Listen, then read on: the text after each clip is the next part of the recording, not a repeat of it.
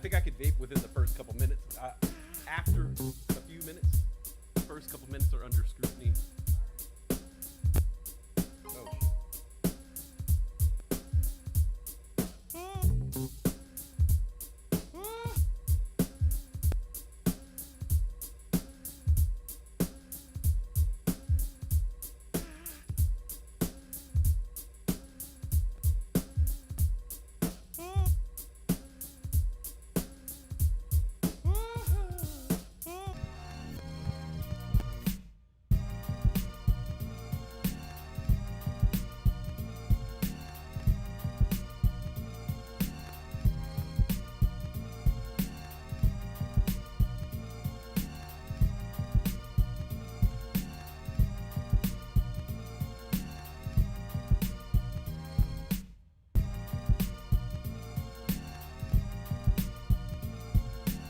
Hey, there we go.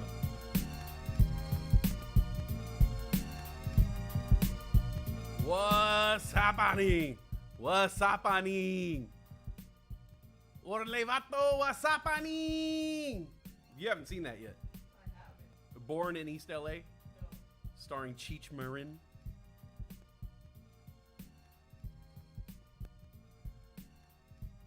Cheech, so it was after all the Cheech and Chong movies. He made a movie by himself, and he actually wrote the movie. I think he might have even directed it.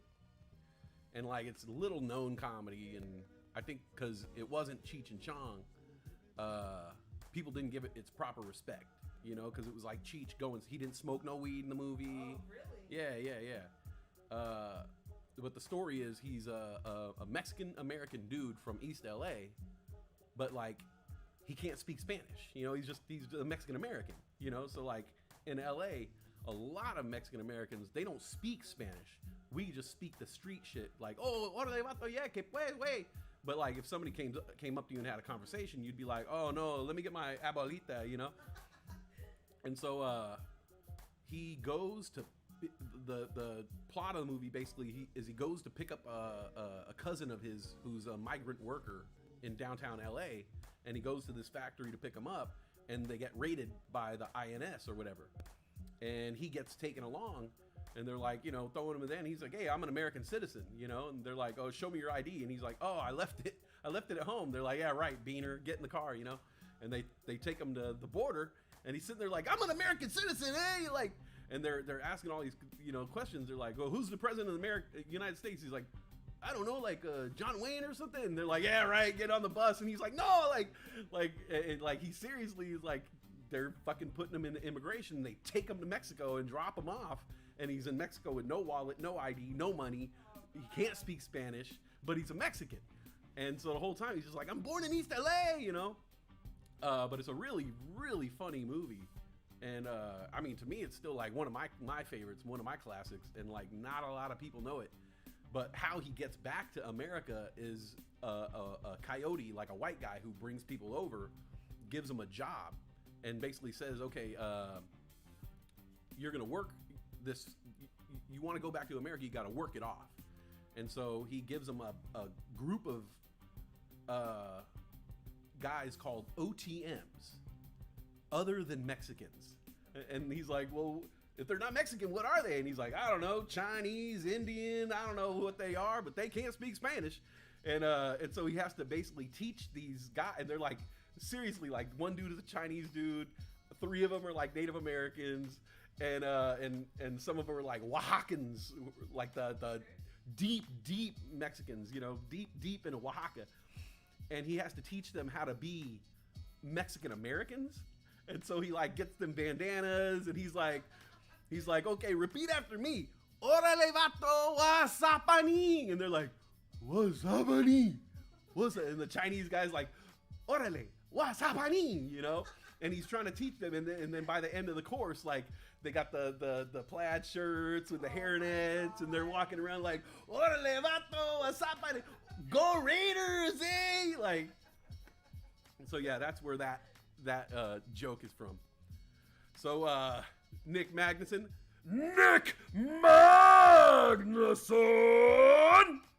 Like that? I love that. That's a good one. That was a good one. What y'all smoking on? I need to borrow your microwave right quick. Bye, Felicia. I actually just read a whole article about Friday because you haven't seen Friday, right? Correct. Okay, my girlfriend hasn't seen Friday. Friday's like a movie up there with, for me, Friday's up there with like The Big Lebowski in terms of I could just sit there, watch the movie and like lip sync the whole movie. Like if I had to karaoke Friday or The Big Lebowski, easy. I probably know like 80 to 90% of the lines. Even the little forgotten lines, I know them. And so I want to watch Friday with Brittany. And then I realized that I've seen two versions of the movie. There's a director's cut and then there's the regular cut. And I saw the director's cut one time and I never got to see it again. And so I started looking for if I could find the director's cut online and I couldn't find the director's cut online. So now now I have to find the DVD of Friday or the Blu-ray so I could find the actual director's cut because there's missing scenes. There's missing scenes in the director's cut that tell a little bit more of the story other than the traditional Friday that we know. It's very cut down. The movie we know is very short and slim, but there's other little things about like Ezel. Felicia comes to his doorway early and asks to borrow sugar. There's extra scenes with Ezel. There's extra scenes with Felicia. There's extra scenes with Debo. There's extra scenes with Red. There's extra scenes with Ice Cube. I think it explains a little bit more about the gun and the stealing the package, and it tells a little bit more about the plot. Which, you know, let's just face it, it's Friday. You know, the plot's pretty anorexic anyway. But yeah, she has to watch Friday. I gotta get her to watch Friday. That's a classic that she hasn't seen. She still hasn't seen Big Lebowski, but I'm waiting on that. That's a very important movie to me. So I got to make sure that she has enough sleep because she can't fall asleep while she's watching Big Lebowski for me, or else I'm gonna just be like because having a favorite something is important. You know, you have something that's important to you for whatever reason it is, whether it be an artist, a movie, a book, an actor, something like that, where you have this kind of irrational, almost like an irrational connection, you know, like me and the Big Lebowski. There's an irrational connection there. There's no reason why I should like this movie so much and pump it so high, but it came out during an important time in my life. It hits all these little notes that I like. There's certain artists, you know, I love Fiona Apple. Fuck, I can't find another person on this fucking planet who likes Fiona Apple even a fraction of as much as me. They're out there, you know, they're out there because we've been buying her albums and seeing her tours. But when I talk to people in the daily life, people are like, is that a mad skinny chick? Yeah, she's mad skinny chick. Huh? Have you looked on Reddit? I want a friend in real life. I want a friend in real life who I could talk to and be like, oh, you ever listen to Fiona Apple? They'd be like, dude, I love Fiona Apple. Her first album's amazing. I could be like, holy shit, you know this? But of course I could find a fucking someone who eats brains online, you know? I could find a fucking, oh, you like eating brains? I like eating brains too. You like human or monkey, you know? I could do all that, but I want the real connection, you know? So anyways, like having something that's important to you is important, you know? But like it's also, it's like you have to kind of protect it, you know, in a lot of ways. Like, say you have a favorite book, right? And then you have someone in your life who you love, and then you say, hey, I'd like for you to read this book. And then say you give them the book, and then they never fucking open it. You know, you go to their house over and over, and you're like, oh, did you read that book yet? Did you read that book yet? And they're like, oh yeah, I'm gonna get around to it. You know, and you're just like, fuck, man. Like, I want you to feel the same way about it. And then it's almost like if I didn't give you the book, you wouldn't have ignored it, and I wouldn't feel some kind of way about that, you know? So then you learn to protect these things over time. I don't know about you, but I do. You know, I'll say like, oh, this is my favorite movie, but I don't want to watch it with this person. Not like I don't want to watch it with you, but like it's so important to me that like I almost need you to like it in a way. Like I feel like Big Lebowski, if I ever watched it with my sister Ayla, she would just be like, that's dumb. I'm not feeling it. But I'm okay with that because she doesn't need to like it. You know, just like I don't need to like her favorite movie. But like, if you disliked my favorite movie, that would hurt.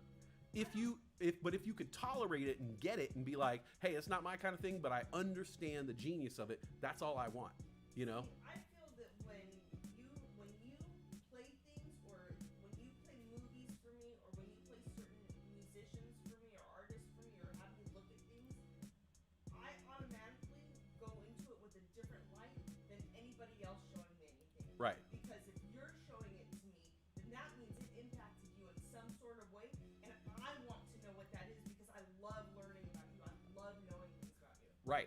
But I also have to make sure, not only do you have to have the interest peaked, but now I've learned I got to make sure that she's awake. Because two of my favorite movies on the planet, she fell asleep during. I don't know how. I don't know how you fall asleep during Scarface. I don't know how you fall asleep during Scarface. She fell asleep right at the end. Like, I kept nudging her. I was like, babe, it's about to go down. It's about to go down.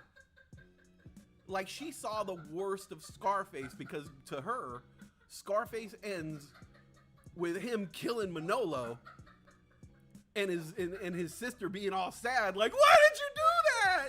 And then to her, she's like, oh, the movie's over. She falls asleep, you know? She falls asleep right when he's about to kill the diplomat, and he's like, do you want to get out of fucking, fuck you, man. I'll kill you, motherfucker. You know?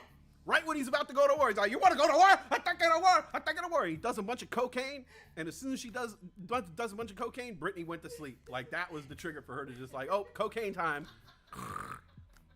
And it's just like going off. Bah, bah, drrr, drrr. Hey, fuck you, man. Brrr, boom. Oh, shit. All right, thank you for it. Snored through the whole thing. And I was like, man, you hung in there. Like, 2 hours and 15 minutes into the movie. 2 hours and 15 minutes in the movie. You just needed to hold on for like 19 more minutes to see the brutal finale of Tony Montana, who loved the American dream with a passion. She fell asleep during Goodfellas. I did. One of my favorite movies of all time. And what I consider one of the greatest movies of all time. That was early, I think I fell asleep. Oh, she fell asleep. She fell asleep right after the Lufthansa heist. So anybody knows the Goodfellas. She fell asleep right after the Lufthansa heist, where the guy comes in with the fur coat, and his wife's wearing the fur coat, and Robert De Niro's like, I told you. Hey, I told you. No big items. Take it back. Right after that scene, like she and he gets in the car and they put the ice pick in his head. I looked over at her because I was like, oh, that's a pretty brutal scene. Is she okay with it? I looked, she slept right through it. Like, the most brutal violence is happening around her, and fucking people are getting shanked with ice picks and shanked and shot up, and fucking all this shit is going down, and like, and the helicopter hasn't even showed up yet. The helicopter hasn't even showed up yet. You know what I'm saying? Like, it's like, Karen, why did you do that, Karen? That was all we had. Slept through the whole thing, you know? Like the Oscar-winning scenes where everybody's acting their asses off, and you're just like, how they're blurring the lines between reality and fantasy. You're like, God, I almost believe that he is Henry Hill. I believe I believe that he's on cocaine. I believe he's running from the cops. I believe he's the actor looks like he's gonna die. Rest in peace, Ray Liotta. I think doing those kind of roles took the fucking life out of him. And that's why he ended up by dying before, I don't know, what was he, 62, 63? You can't put that much into a role like that and come out unscathed, you know? But yeah, she fell asleep during those parts. And I was like, well, shit, man. You know, I can't just watch Goodfellas the next day and say like, hey, let's just rewatch the part that you missed, because it takes too much out of me to watch that movie. So now I got to wait a whole nother year before I watch the movie again, or a couple of years whenever I put it back on. And then I got to make sure that, You know, she gets 8 hours of sleep. We watch it early enough in the morning. Get her breakfast, low carb breakfast, caffeine, multivitamins. Make sure she's sitting upright. I'll put a tack in her shoe. Hannibal Ray Liotta, that was the best. Oh, Hannibal Ray Liotta, when he's giving his monologue with his heads cut off, and he's sitting there still talking shit to Starling. He's like, corn pone country pussy, and he smiles and then he says, that smells good, and he's eating his own brain. Amazing. In Hannibal, Ray Liotta plays this officer that this FBI agent who has been stifling Clarice Starling's career for years because he's sexist and he says all these remarks to her all the time, and you know that's been her career. If you read the books and stuff, Clarice Starling is young, she's pretty, and she never gets taken seriously, even though she fucking caught Hannibal Lecter. You know, she's like one of the greatest FBI agents in the world. And so in Hannibal, which is after Silence of the Lambs, her career is going downhill, and the success of her catching Hannibal is waned, and people are looking for more, and she's shot people in the line of duty, and she's kind of disgraced. And so basically Hannibal creates this plot to come back into the limelight so she could catch him again, because Hannibal is in love with Clarice Starling and he wants the best for her career. And so he wants her to be happy, and her getting further in her career is going to make her happy. And so he puts himself out there in a game of cat and mouse so she could become herself again. Wow. And one of the greatest scenes in the movie is when she finally catches her, and he's like, you know, I hope this makes you happy that you got me now. You know, and you'll get a medal and an award, and you could put it on your case and look at it every day to remind you of how amazing you are and how brave you are and how intelligent you are. But for that, you would only need a mirror. And she just like, and Hannibal is a love story. Well, people don't know this, but when you watch Hannibal, it's a love story of Hannibal's love for Clarice, and he can never get her because there's so many obstacles in the way, but he truly loves her. And he even says, like, one of the last parts in the movie when he's handcuffed to her, he goes to bite her neck, he goes and she doesn't move, and he's all, you wouldn't have moved, and he's all, you'll never move, you'll never flinch, and he's all, that's a fucking shame. And he takes he takes a knife and fucking does some crazy shit. But it's a love story disguised as a horror movie, and I think that's the brilliance of it.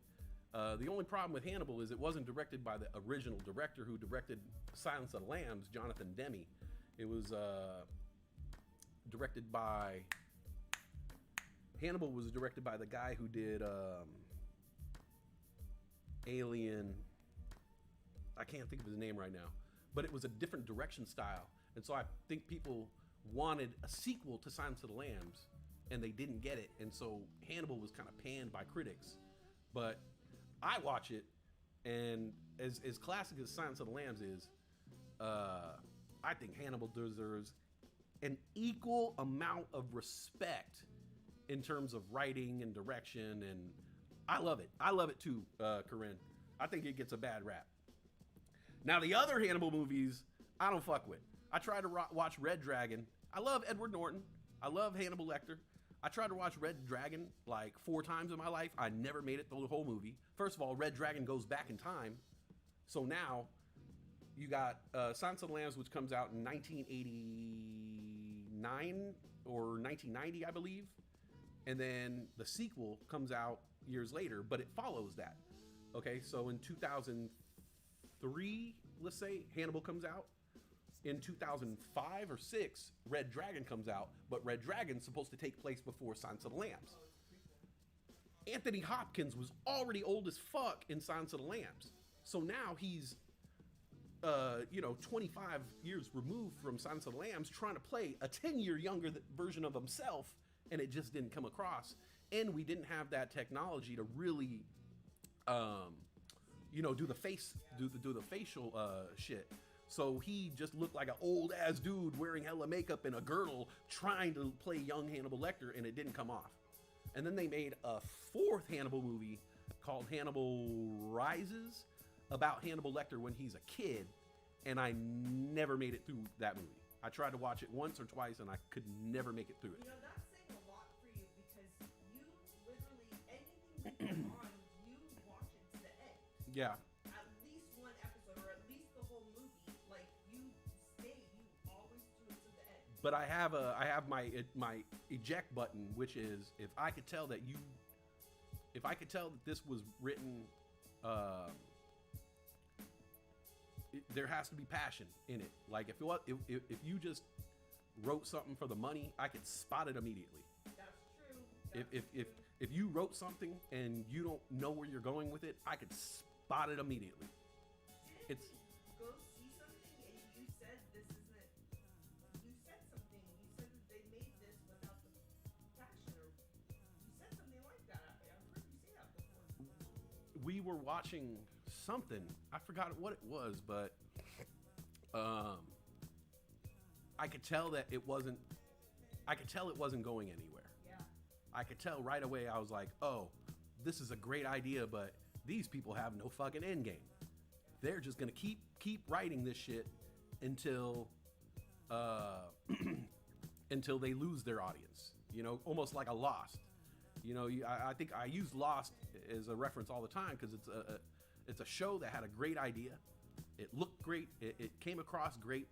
And then as soon as it started rolling and it started snowballing, instead of saying, okay, let's end this, like let's finish this idea that we had, they were like, no, let's keep it going.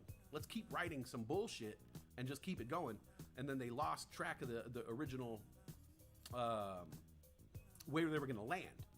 And then Lost ended up by being one of the biggest debacles in television history when it comes to the finale and how audience processes afterwards. You didn't give them closure because you never knew what the closure was.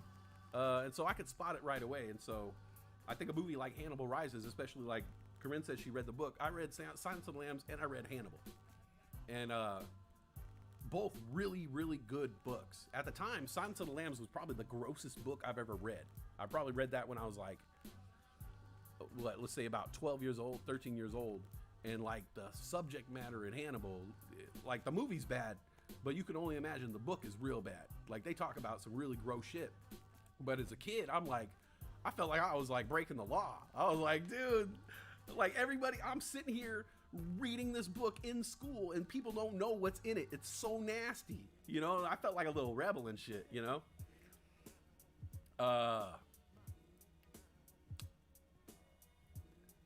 So hodl that physical media. Yeah, hey, every time we go out now, we look for DVDs and VHS, and like I'm looking for the shit that really is like, I could tell now the stuff that is like the originals.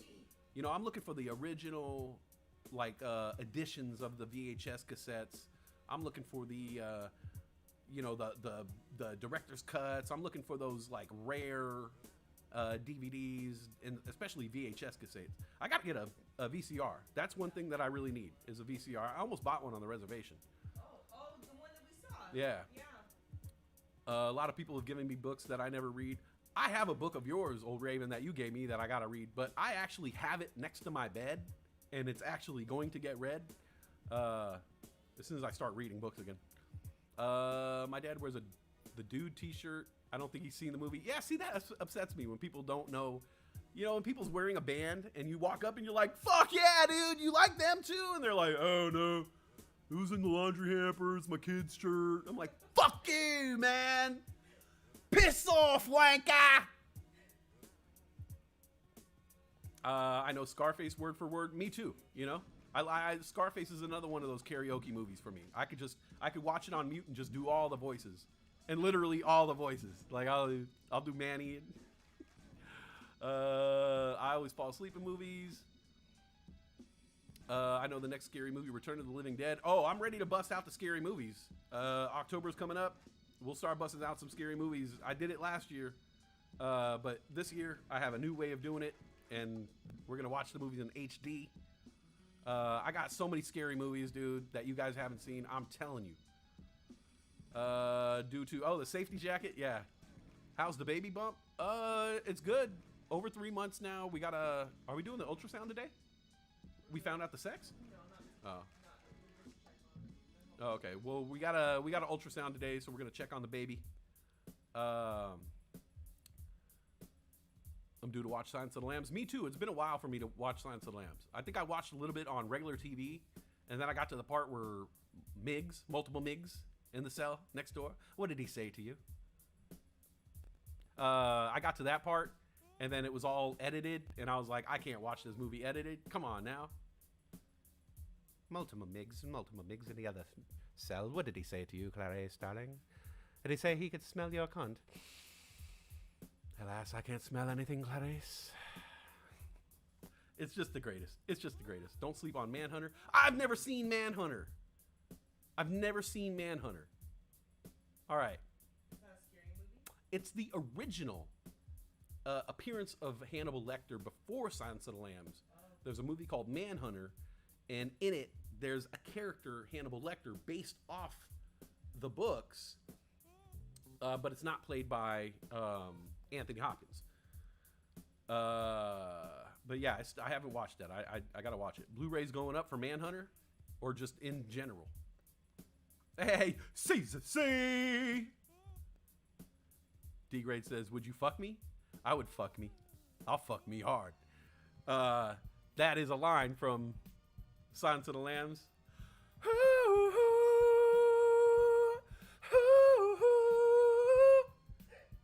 If you know, you know. And it's just great. Like, that character is timeless. It puts the lotion in the basket. You know what I'm saying? Like, it puts the lotion on the skin. Like, those lines are classic. That movie came out over 25 years ago almost, you know? And it's embedded in pop culture. Hannibal Lecter is embedded in pop culture. It's not going anywhere. You can make that reference still. And even kids these days, they don't know the reference, but they know the reference. They don't know where it's from, but they understand the reference. That's how timeless it became. It's just in pop culture. I love that shit. I have a picture of you next to my bed. Yeah? What picture is it? Is it a good picture of me? All pictures are good pictures of you. No, I like pictures. I like pictures from this side. I don't like pictures from this side. Yeah. No. That's not how you smile. What do you mean? That's how I smile.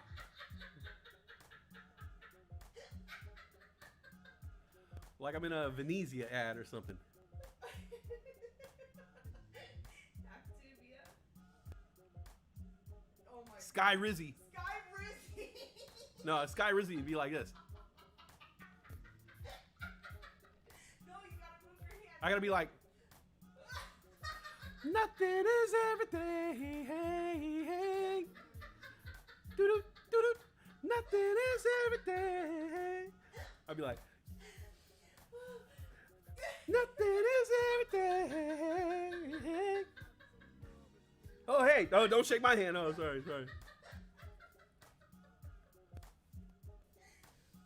Nothing is everything.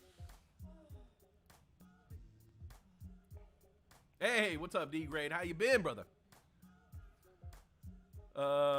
My godson friend didn't know NSYNC? Come on, man.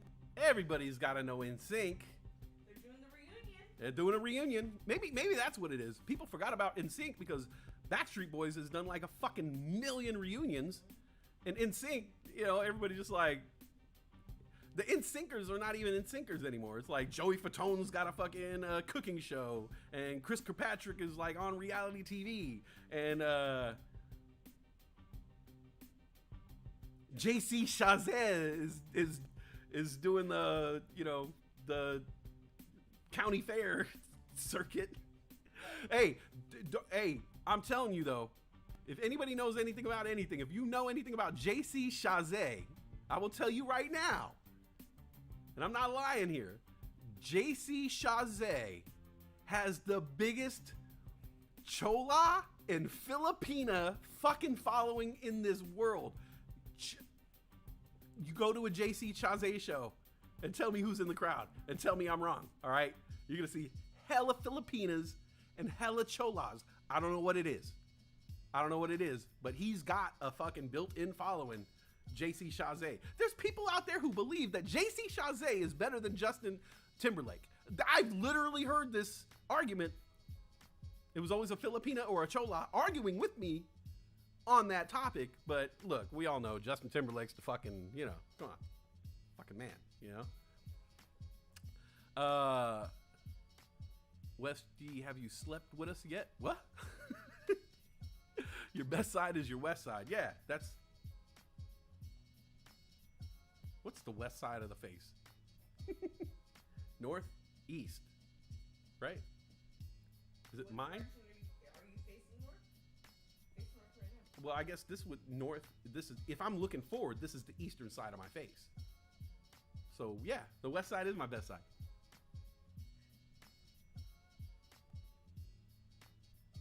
Yeah, that would be the most sensitive. Yeah.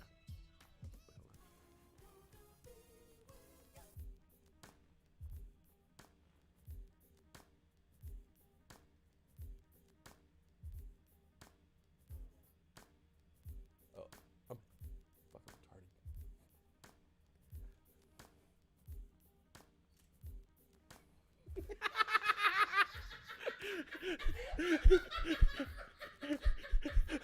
You see what I was doing? I had no idea what you were doing, and then I heard it. I love you. All right, let me try one.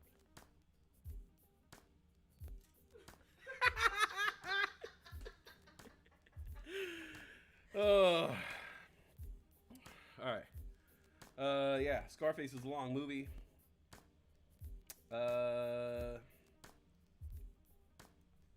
Goodbye Horses. Goodbye Horses. Yeah, that's the name of the song. Yeah, actually, that Goodbye Horses song, it's got a good ass beat. When I wanted to be like a rapper and I was like listening to music because I was gonna make beats and sample beats, never happened. I was listening to that Goodbye Horses song, and it's like the beat is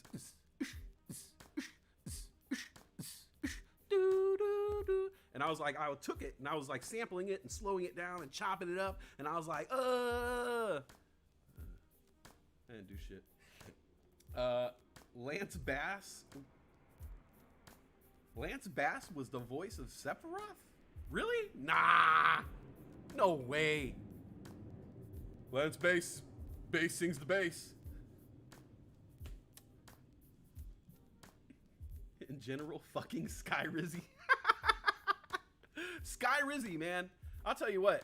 There is no drug on the market that has more commercials. Sky Rizzy has like 6 commercials out, 3 different theme songs. They're fucking catchy, dude. Nothing is everything, yeah, yeah. And then there's like the... Nah, forget it. Forget it. I got way too much Sky Rizzy material. Trust me. All I write is Sky Rizzy material. D-Grade, you still driving her all over the country? Where you at, D-Grade? Traffic and weather. Traffic and weather. Lily Ponds. You ever heard of... You're...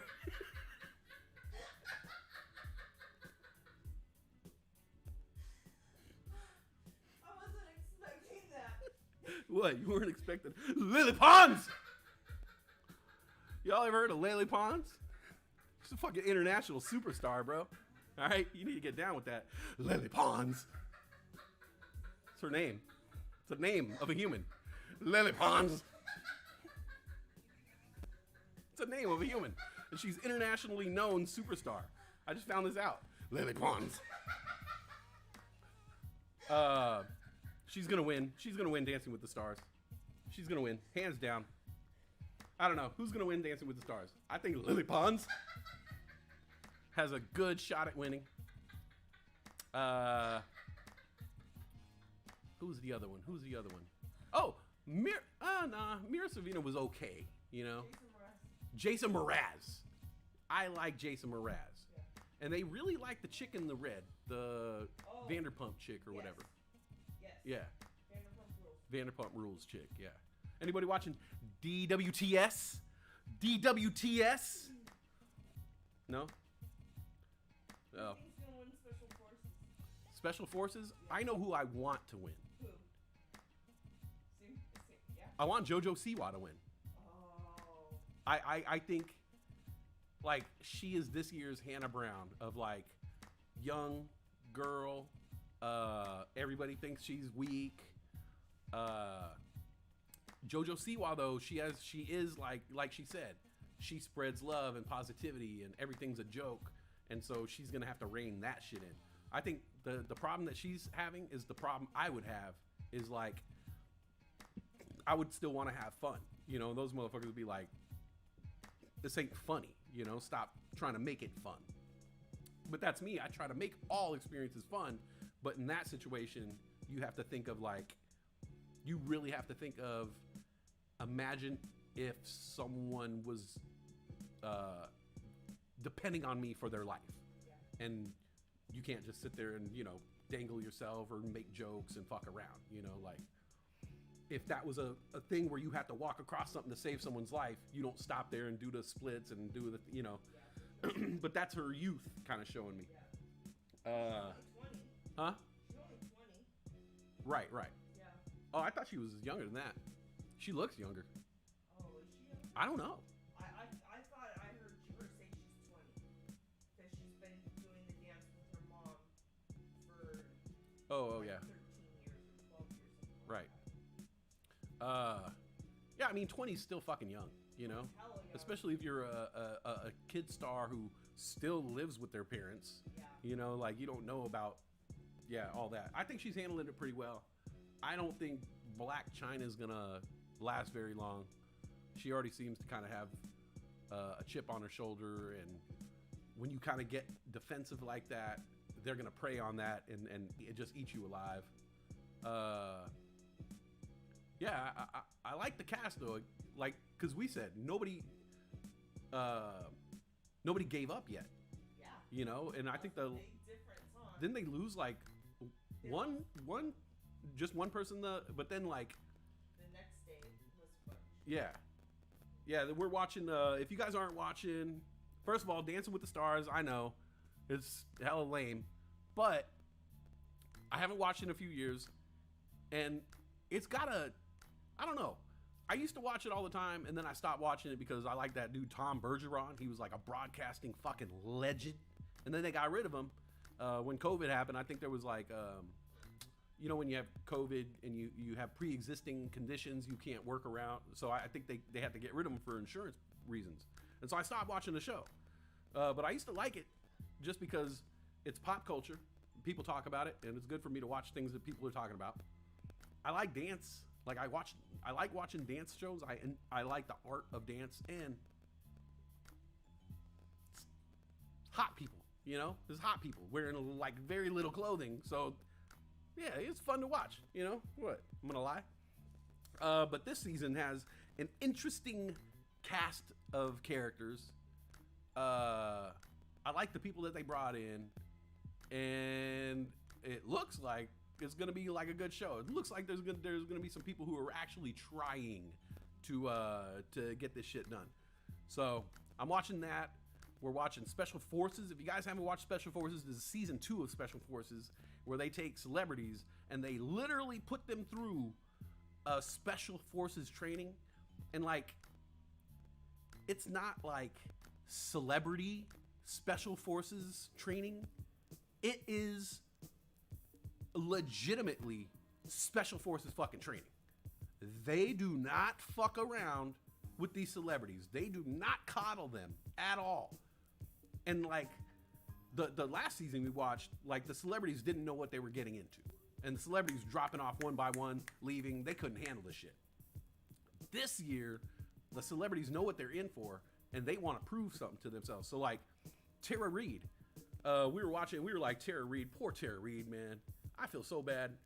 I've been a part of Tara Reid's downfall in a way, because I'm one of the people who. My camera went on. Hello?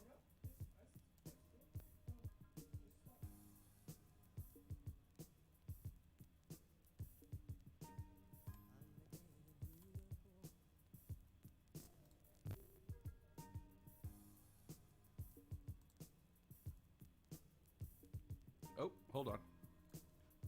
Something happened with my camera.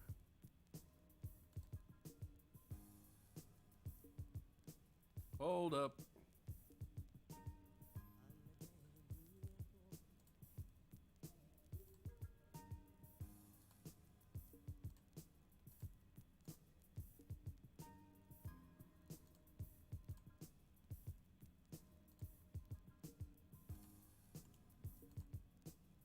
Oh.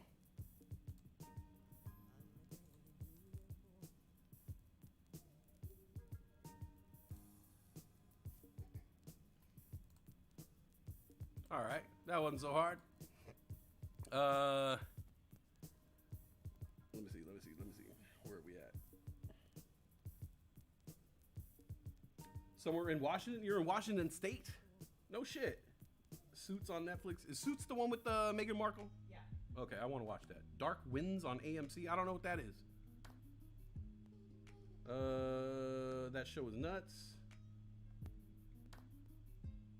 What show? Dark Winds? Philosophy question. Do you think the body came first, or did the body grow around the soul? The soul came after.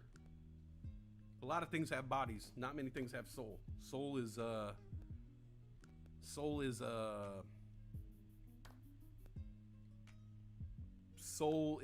result of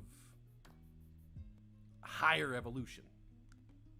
Consciousness is a result of higher evolution, and so the higher the evolution, higher on the evolutionary chart, you're gonna have a higher consciousness beings, like human beings, whales, elephants, cephalopods, and then things like snakes at the bottom of the list, snakes and bugs who don't really understand the consciousness, you know. So yeah, soul second. YouTube must censor Tara Reid talk. Yeah, right? They don't like that shit. Lay off Tara Reid. Well, like, special forces, yeah.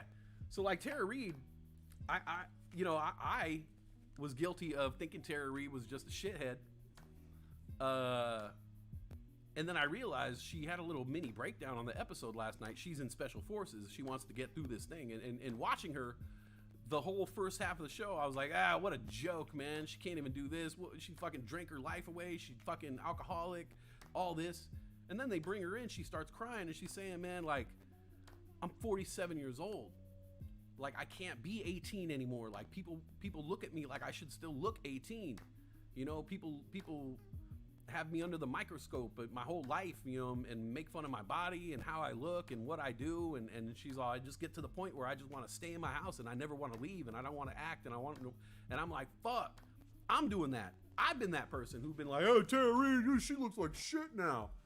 And I realized, yeah, I'm judging her on her 18-year-old self. I'm judging her as Bunny Lebowski in The Big Lebowski from like 1997. You know, I'm judging her from fucking the American Pie movies from the late 90s.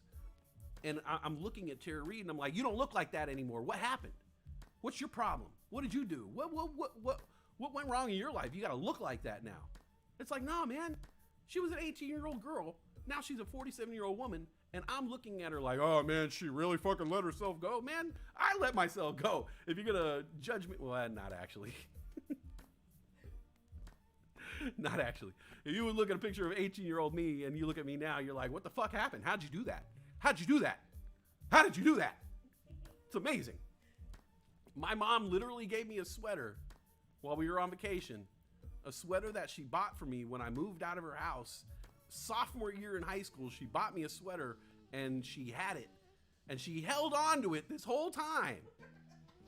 A fucking hoodie.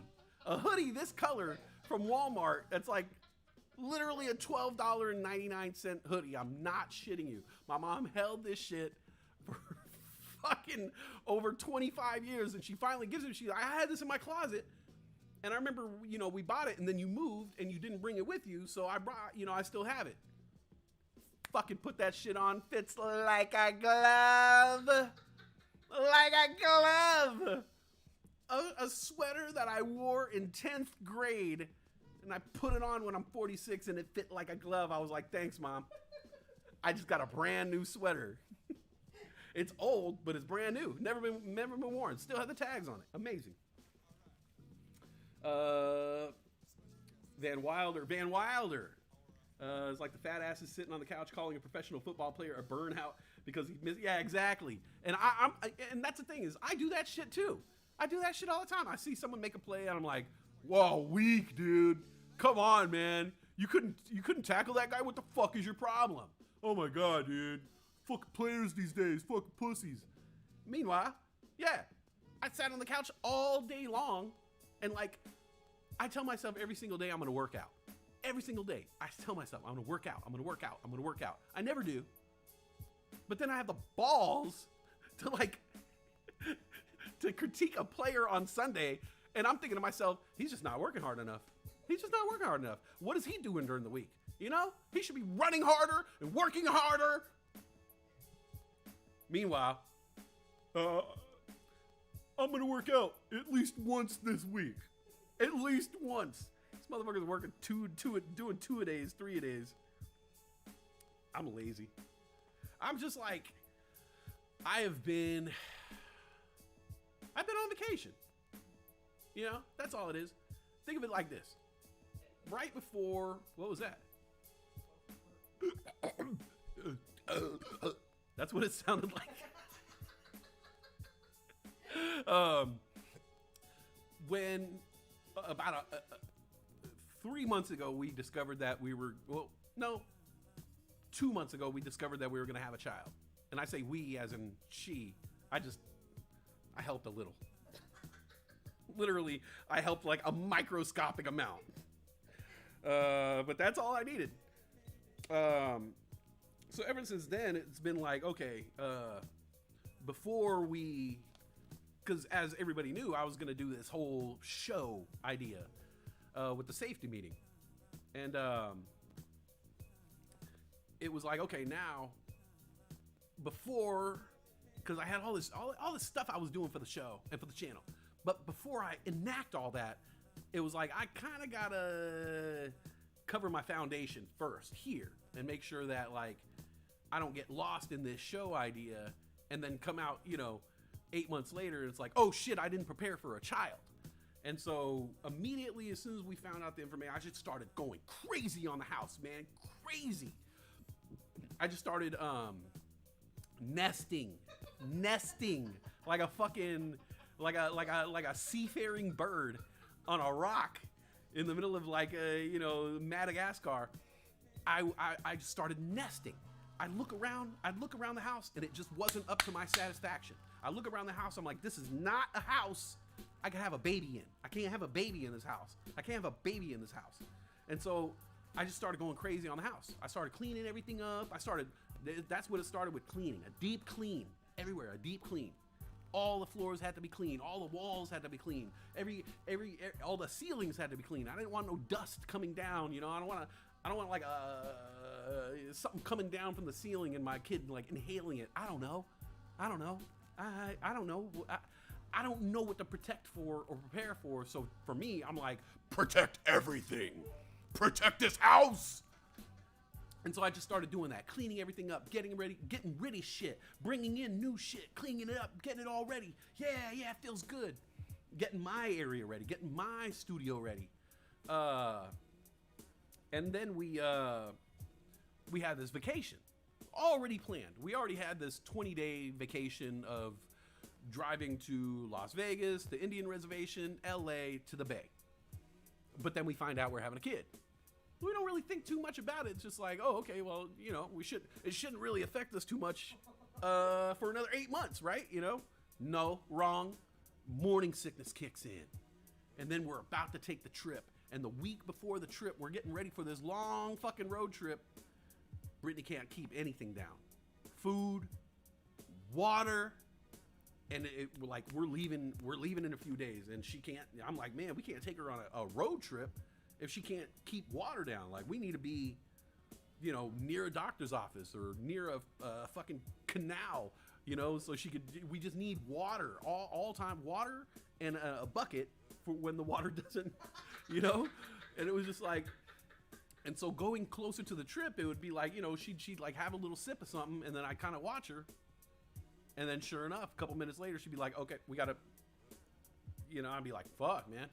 We can't go on this trip. We got to cancel the trip. Luckily, we saw a doctor before then, gave her something for the morning sickness. And a few days before the trip, the morning sickness started going away. But it wasn't all the way gone, you know. There was still a sickness there.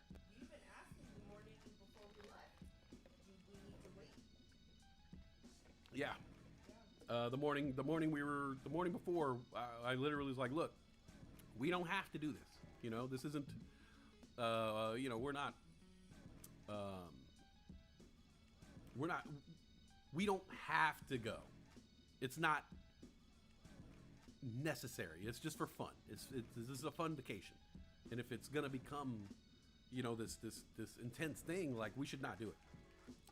And, the day before the trip, she started feeling better. It was like, all right, you ready for this fucking adventure? Are you ready? Are you ready for this shit? And she was like, yeah. But we went for it. You know, it was like a once in a lifetime opportunity for a grand adventure. And I don't think we would have not did it. Even though it was hard at times, I think the positives outweighed the negatives. Absolutely. For sure, you know. But yeah, that kind of, in my grand idea, I was gonna document this whole fucking trip. I was gonna videotape everything. I was gonna do shows from different places. But when reality sets in, it's not reasonable for me to put those expectations on myself. I thought next time we do a trip like this, I kind of know what I need to do to create content on the road now. But as we were doing it, especially with Brittany being sick, I was doing a lot of the driving. There wasn't that time. And then when we stopped, unfortunately, we took a trip during the fucking apex of heat. The apex of heat on planet Earth, when like the Earth was closest to Hades. Everywhere we went, it was 98 degrees, 99 degrees, 98 degrees. 103 degrees. And so we would stop at places. I'm like, oh, cool. This would be a perfect place for me to get out. You know, take my phone and be like, hey, what's up, riders? How's everybody doing out here? But, you know, we got to places where we would open up the car door. We literally did this at the Grand Canyon Visitor Center. We got to the Grand Canyon big visitor center right there. Is going to be the rim and lookout point right there. We got out of the car. We both walked like this much, like literally that much. How many steps is that? 1, 2, 3, 4, 5, 6 steps. Yeah, we didn't go very. Literally like that. Me and her, we walked up to the sidewalk, to the path, to the visitor center.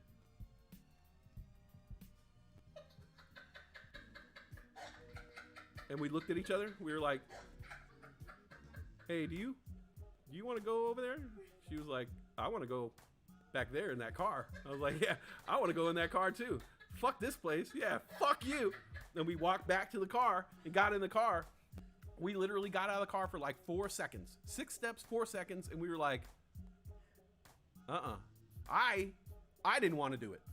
And so I looked at her. I was like, hey, how bad do you want to go to this Grand Canyon Visitor Center, and she was like, "You fucking kidding me? I don't want to do any of this shit, man. I want to be on the road." I was like, "All right, let's go." We were thinking, "Oh man, we passed up our opportunity to see beautiful sights."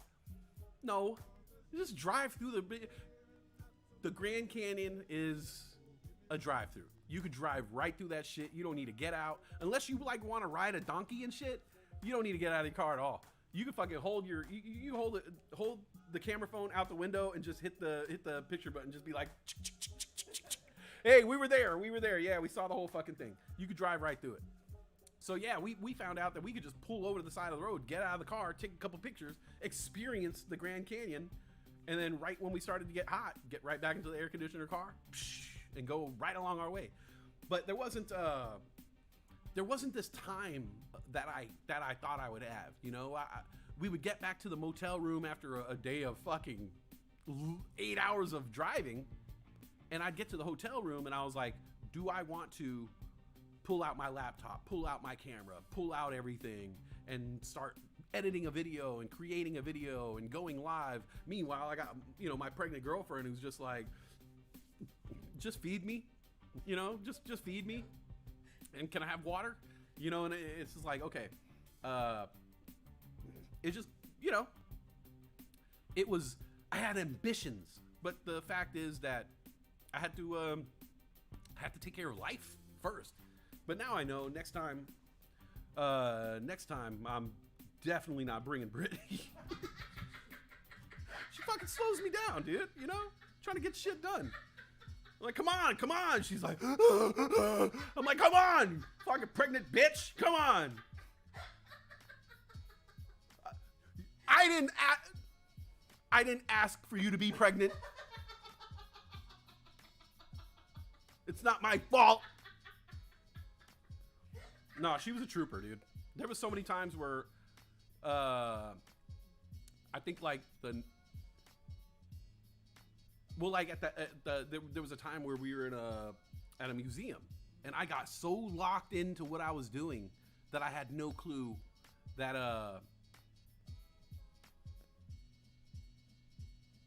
oh, my camera's gonna die.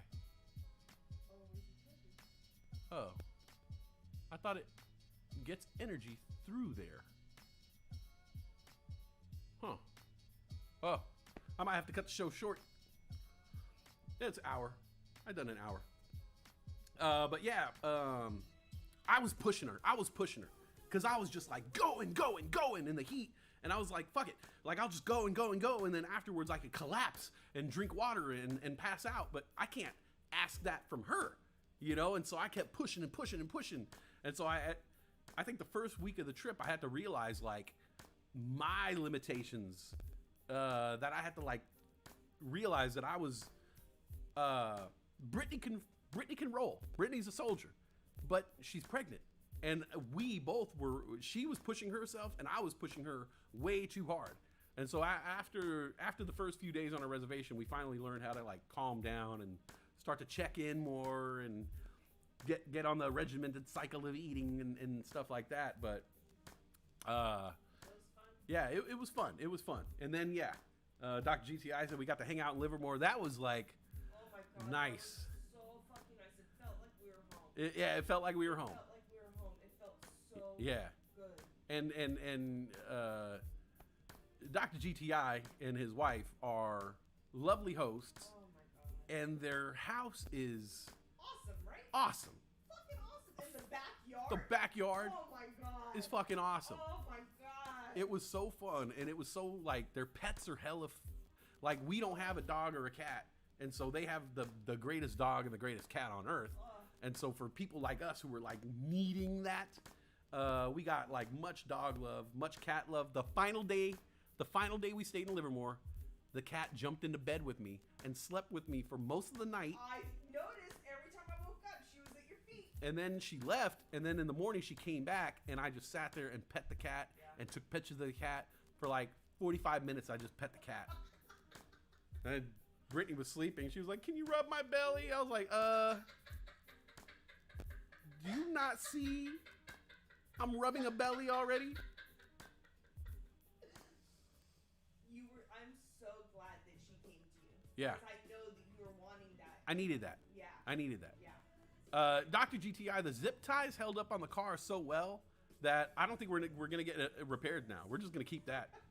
Nah, Dr. GTI, we had a loose part on our car, and Dr. GTI is the greatest. First of all, he could fix anything and do anything and solve any problem. Hella fast. Hella fast. Like, The shit that would take me a few days to fix, GTI could fix it within seconds because he analyzes the problem so fast. Yeah. And he just fixes the shit. And so a part of our car was falling down, the undercarriage was falling down.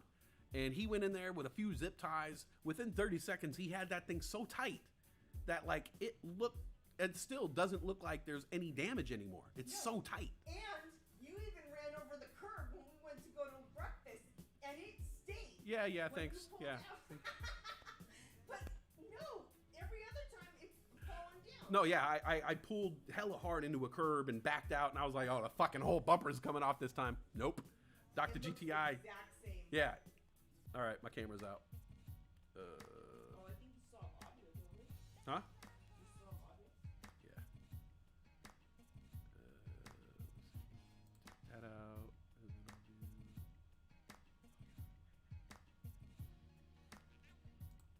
Ah! Secondary camera.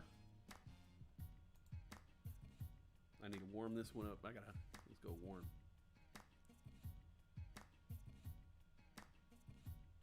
All right, now I know I have to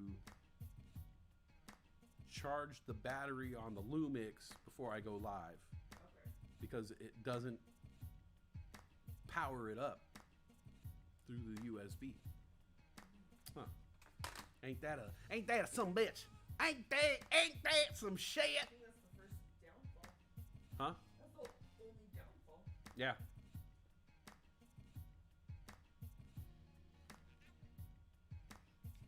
I look like a gamer now. Hey guys, you want to game with me? Hey, it's game. Yeah. Oh, yeah. Oh.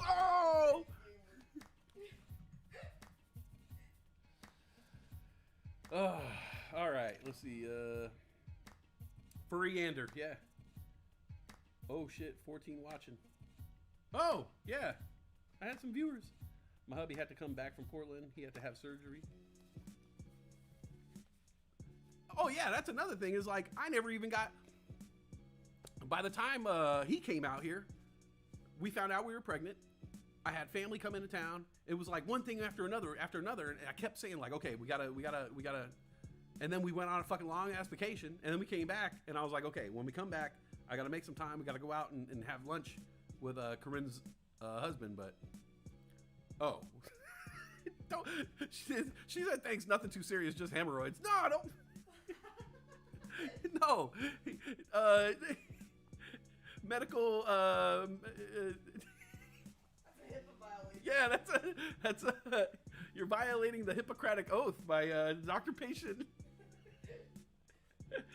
That's shitty. Oh, burn. He got in a fight and they jumped. Oh. He got in a fight and they fractured his nose? What the fuck? Oh. Man, we got a coffee shop. They got a coffee shop in our building now. You know, it's like Central Perk.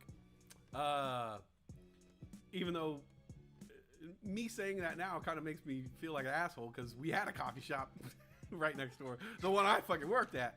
But here's the thing. I don't want to go to the place I work when I'm not working there. Because, like, what happens if I go in there one morning and we're just going to get a pumpkin spice latte and an iced Americano? And it's like, nobody came into work today, man. We really need your help. And I'm like, just chilling in my pajamas. I'm like, oh, I just want to get a coffee, you know? I'd look like a dick if they were like, oh, we really need help. And I was like, oh, but NFL Fantasy Live is on in a few minutes and Price is Right. Or what should I watch? Let's Make a Deal. I watch Let's Make a Deal and Price is Right every morning now. You It's watch it in bed. it's part of my daily ritual. That I think my daily ritual is gonna become Let's Make a Deal, Price is Right, Democracy Now, and then Live with Mark and Kelly. I think those four shows get me where I need to be in the morning. Yeah. Well, like the game shows, I realized something about the game shows. Wayne Brady, Drew Carey, hosting these shows. You know, these are guys who are successful in what they were doing, but why did they choose this job? Money, yeah. Steady work, yeah. But those two guys are also very positive dudes. Their stand-up, their humor has always been very positive. So I think that's how they live their life. And so I think it's a cool ass choice because you literally have a job where you wake up every morning and all you do is fucking brighten lives. And like as much of a grind as it would seem to do a show every single fucking morning, like it's gotta bring them joy to just like give fucking shit away every day. And like it's just positive. Like when I watch those shows, like it's kind of brainless, but like I take notes on what Wayne Brady's doing, you know, because I feel a lot of times I used to do like when I watch some of my old shows, you know, sometimes I turn on the camera and I'm like, fucking what a shitty day, man. Fucking bullshit, stock market, fucking and like the first hour of the show, I'm just like ranting about, and it's like a drag.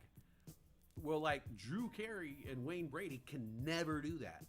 They could never go into work and say, yeah, you know, on the way here today, fucking people in traffic and talk shit. No, it has to always be up. Hey, we're here today. We're going to have a good time, man. We're going to give away some prizes. Oh, no, but hey, you know, better luck next time. Or, oh, you just won $5,000. You know what I'm saying? Like, it always has to be up. And I realized, like, that's how people want to start their day.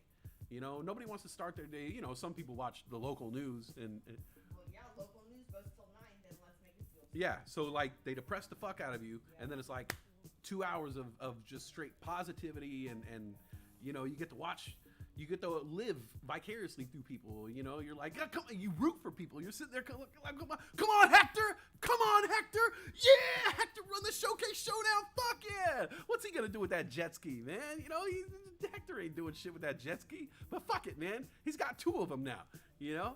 And so I realized, like, watching those shows in the morning puts me in the mindset of what I need to do as a host.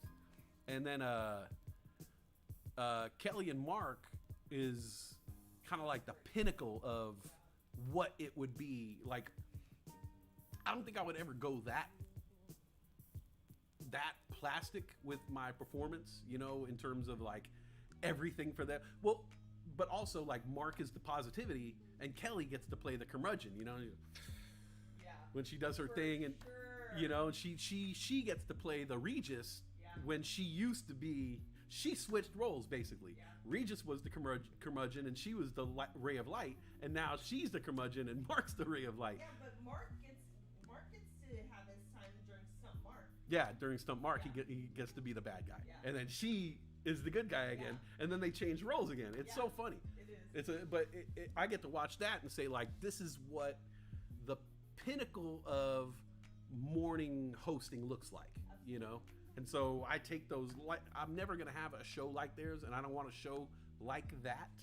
I like a little edge to my show. If anything, my show would be more like a Pat McAfee type of show, you know, Oh, absolutely. with just, you know, You just sit around bullshitting. Absolutely. But yeah, I use those shows for kind of guidance in a lot of ways, because honestly, I would love to do a game show, you know, like I would love to be a game show host. I don't know if I told you guys, but I'm trying to become an announcer for a local sports team next season. I want to do their live broadcasts, and so hopefully I could work that deal out, and I'll do the live broadcasting, and I'll actually live broadcast the games as well. But right now their announcer is just like non-existent. It's like, ladies and gentlemen, your Portland Nitro and first quarter set to begin. and then it's silence until someone makes a goal. And I'm sitting there like, come on, man, we paid money for this shit. Like, let's pump this shit up, man. You know what I'm saying? Are you ready?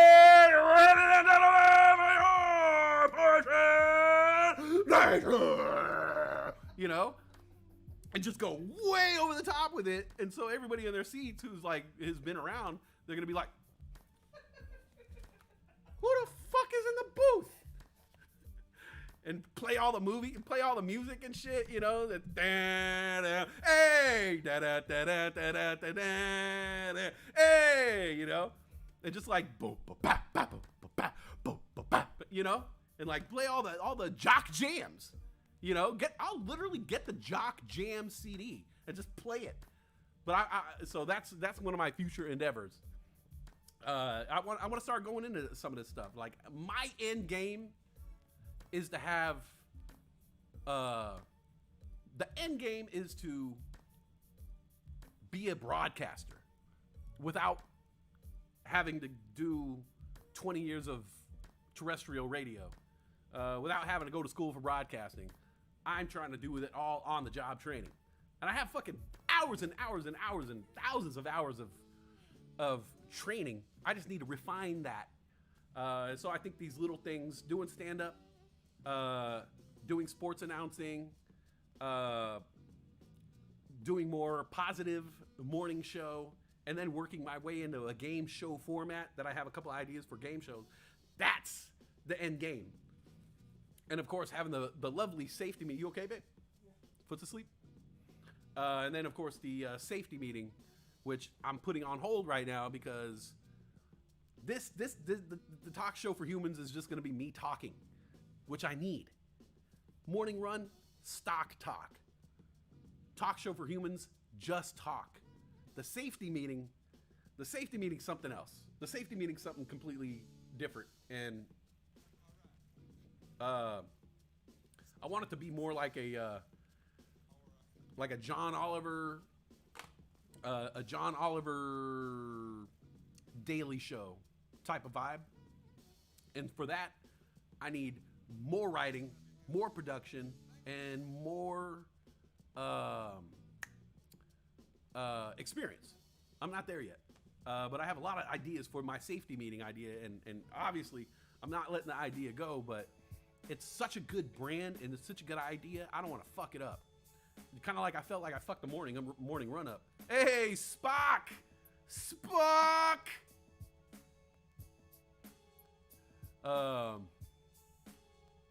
What's up, Spock? Thought you left the galaxy? I did. I left the galaxy, but I've returned.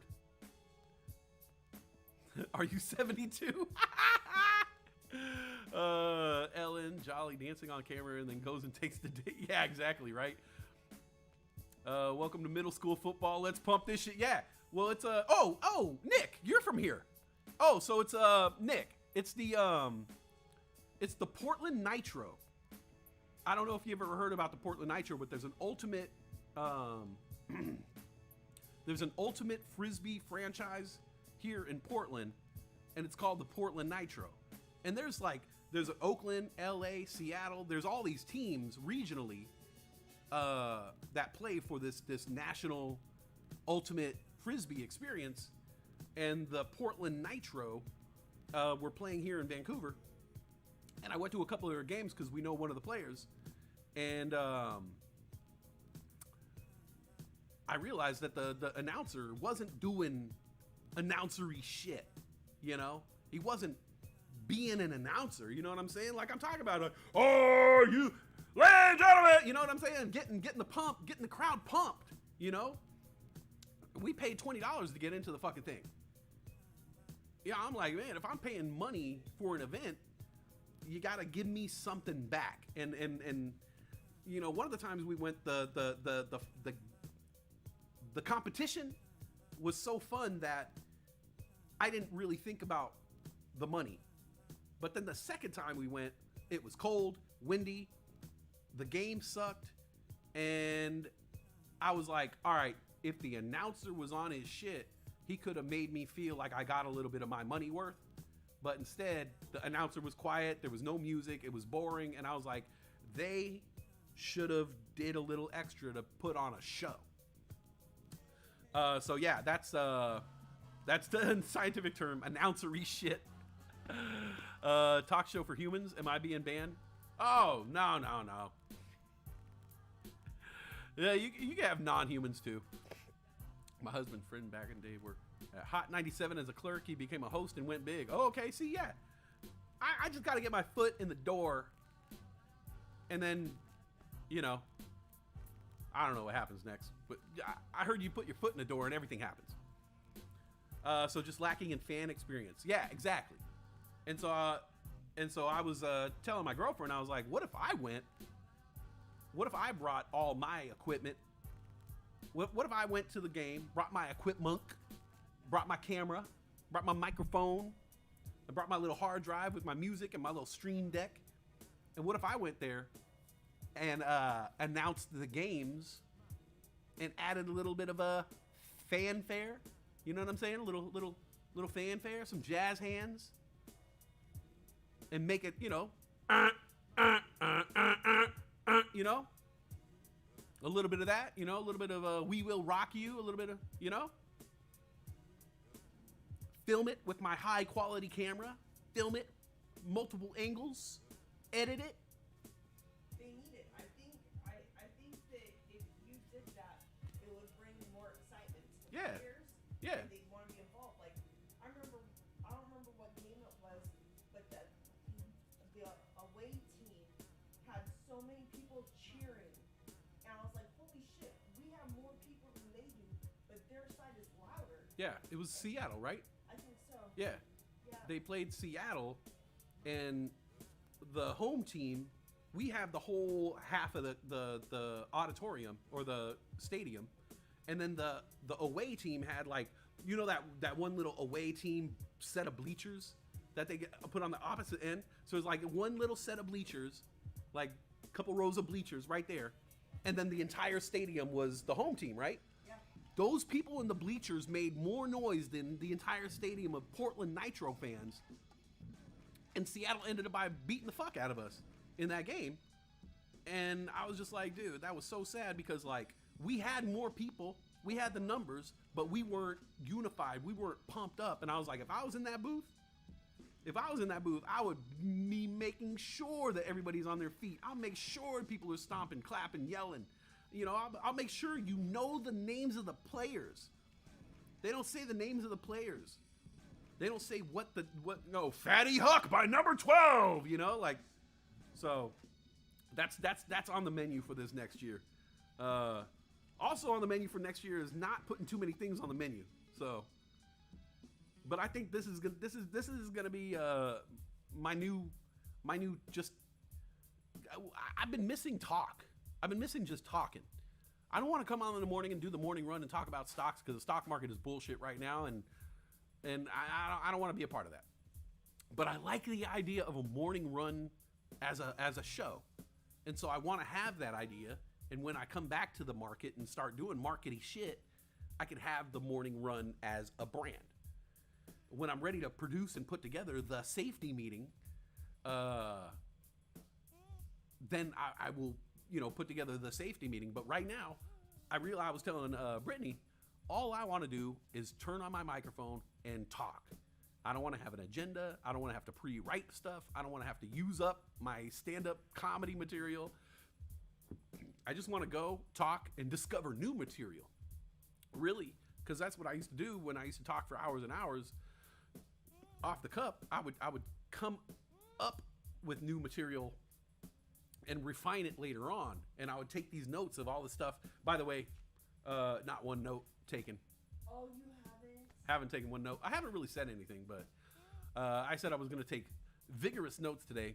Not one note taken, but that's okay. Markety shit, announcery shit.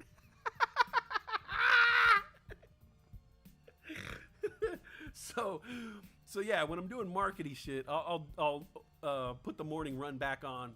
Right now, there's so many things that I want to do during the daytime with my computer, and I used to set up the morning run in the morning, and then by the time that I want to do computer work, it's like the middle of the trading day, and then I feel bad about turning off the morning run, but I need to work on the computer. And so nowadays it's just like, okay, I'm not even going to start the morning run because I need to use the computer. A safety meeting. What a wonderful day for OSHA violations. So the safety meeting, I have like so much stuff for the safety meeting, but then I realized like I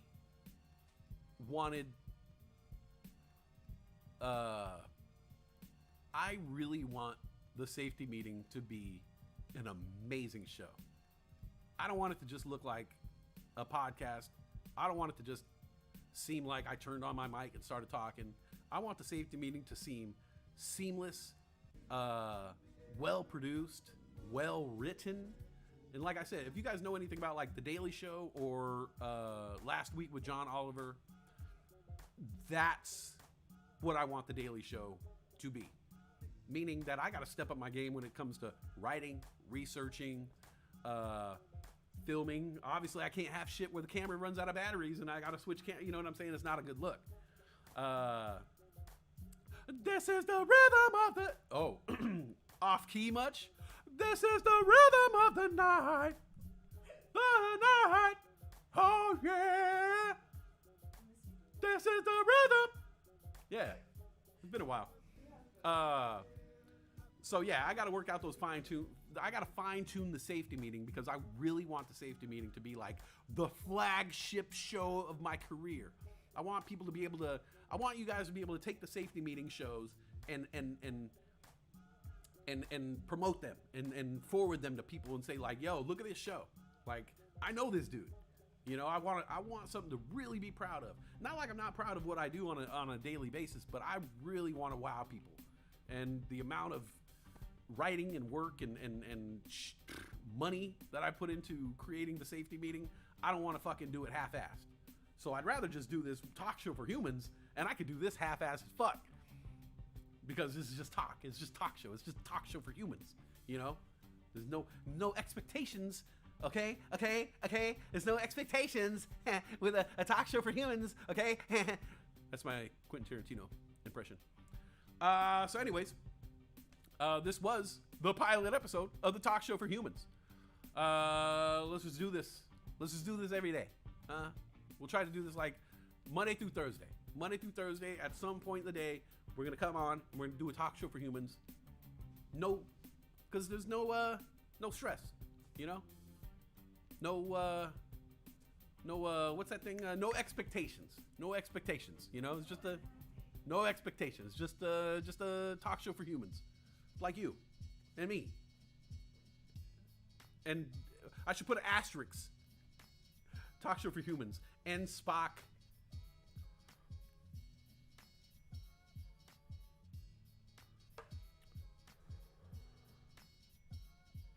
Well, people of Earth. Sorry, I keep looking at the wrong camera. People of Earth. It's going to be about that time of the day where I am out of here. We got a...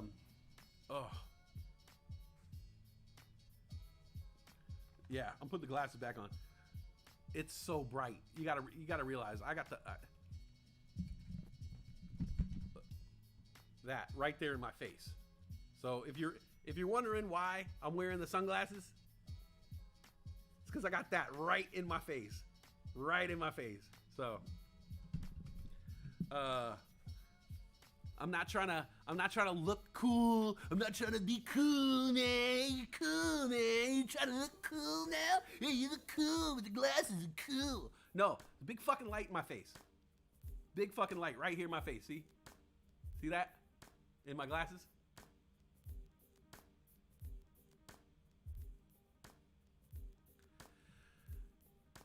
I'm not trying to be cool. All right.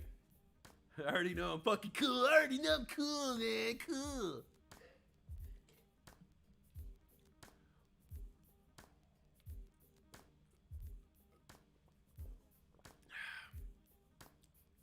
Batman Cup. Batman Returns Cup. Gotta love eBay. All right. I'm out of here. We got a ultrasound. We gotta go scan this baby. We gotta go scan this baby. Anyone watch Ragnarok on Netflix? Oh, that's that that's the like a Viking series show, right? Look kind of cool. Your dog needs a talk show? Talking with Titan. Titan Talk. Dr. GTI getting some good sunshine on your skin right now. Yeah, that ain't happening here. I get that good marine layer. Get that good fog on my skin. We're gonna take off. We got a doctor's appointment. I gotta go put some pants on. I'm wearing sweatpants, but like jeans, you know, because I'm a human being. All right, I'm a human being. I don't go out into the world with sweats. Almighty Mo. Hey, what's up, Mo? Woo! Oven mitt check. You got him on? You got him on? Yeah, we're gonna take off.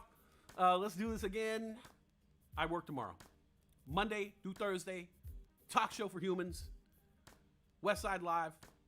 We'll do this until we get the safety meeting back. Until we start doing some morning runs again. Crypto looking good. You putting the charts up? You want me to put some charts up? I can do that. I can leave it running. Let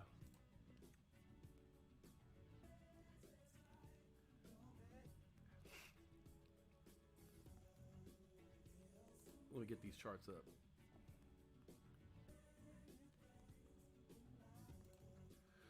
Yeah. Thanks for stopping by. We had 14 viewers today. That's great. That's good for me. Proper preparation prevents poor performance. Say it with me, people. This is not financial advice. I just hope it brought you oven mitts because it's about to get hot in the kitchen. And don't invest in companies you don't believe in and don't understand, because when they dip, you're not going to buy the dip, and you're going to be right back here crying to me, and I'm not having that. So yeah, let's do this again on Monday. Don't forget, we got the fantasy football pick'ems. We're going to try me, GTI, and anybody else who wants to be along with the ride. We might try to do a fantasy football show on maybe Mondays or Tuesday afternoon, where we all talk about the waiver picks and just have some general chat. Me and GTI, we're talking about doing that on, I think, like a Tuesday or something like that. Anybody who's interested in doing any kind of content on the channel, fucking let me know. We got a bunch of ideas, and I'm back from my vacation now, so it's time to like just start cranking out some content. All the shows come back in September, right? So it's pilot season. Let's kick it off, man. All right, I'm gonna cut out. I'll put these charts up for you guys. Let's see here.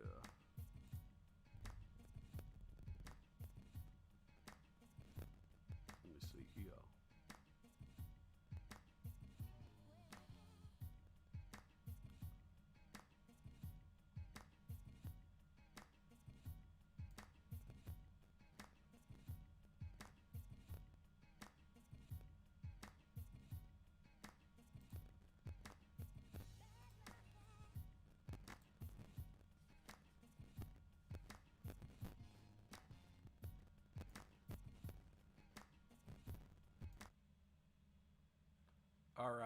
All right. There we go. We got the charts up. I'll try to put on some music, but I think the music was kind of fucking up in the background. All right. Hey. Oh, maybe it's my headphones. Check. Check.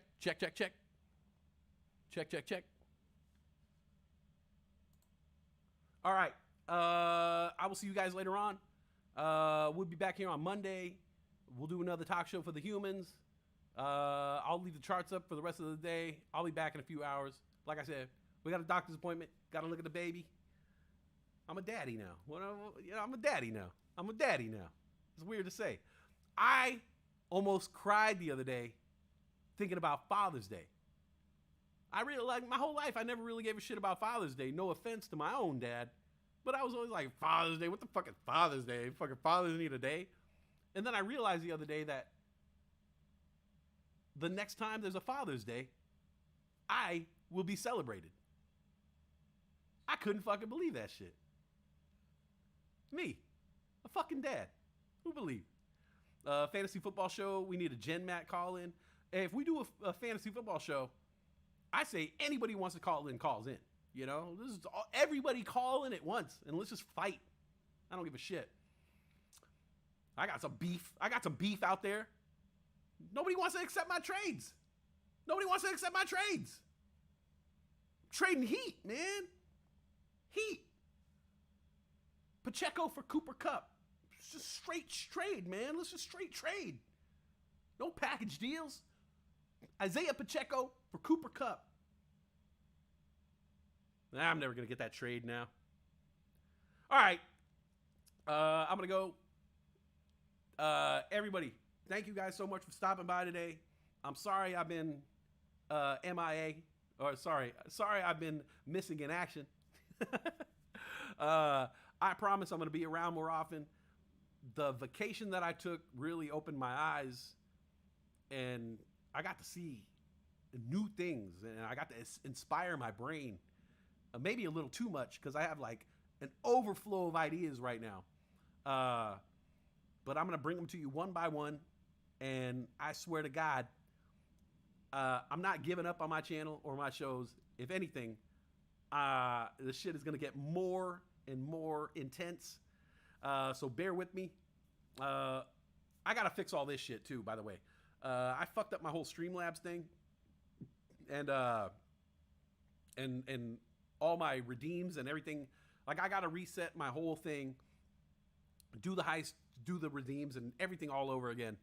But that's a whole nother, that's like 4 hours of work that I have to do tonight. But yeah, thank you for having patience with me. I promise I have not forgotten about the show, and I'm going to bring the fire. All right, I'm going to bring the fire. October is my month, man. We're going to have a good fall, going into winter, heading into the new year. The show is back, ladies and gentlemen. Thank you for joining me. Yeah, of course. You can join in. Like I said, fantasy football show, anybody could call in. Let's just have it out. I haven't said this for a while, but always remember this. If you can, go outside, get that good sunshine on your skin, get that good air in your lungs. Call someone you haven't called in a while, because it feels so good for you and them. Let's keep this positivity rolling day and night, 24/7, and I will see you back here on Monday afternoon for another talk show for humans. All right. Take care, everybody. Thank you. Bye.